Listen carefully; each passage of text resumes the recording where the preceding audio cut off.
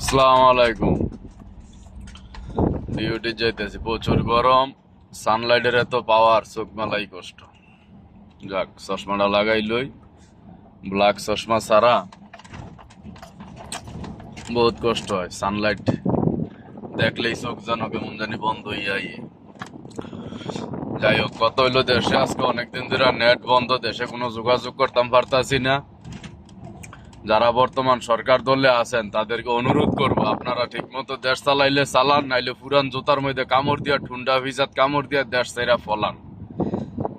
দেশের মানুষের ভোগান্তি তার ফালাইয়েন না। আপনার জ্বালায় আমরা জ্বলতে জ্বলতে অঙ্গার হয়ে গেছি।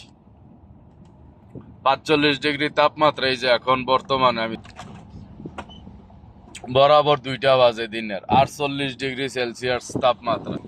এত তাপমাত্রার ভিতরে আমরা ডিউটি করে টাকা ভাড়াই, এই টাকা দিয়ে তোমরা দেশ রংবাজি চোদাও না।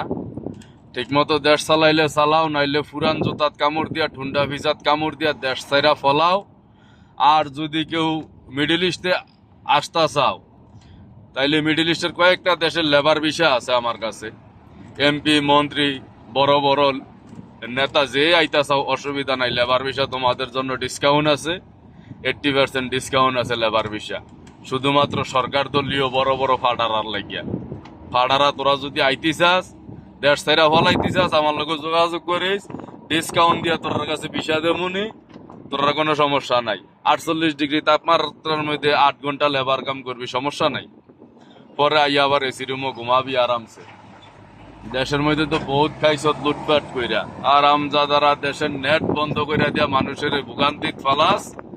বেয়াদবের বাচ্চারা, দেশ ছাইরা ফলা, এখনো সময় আছে।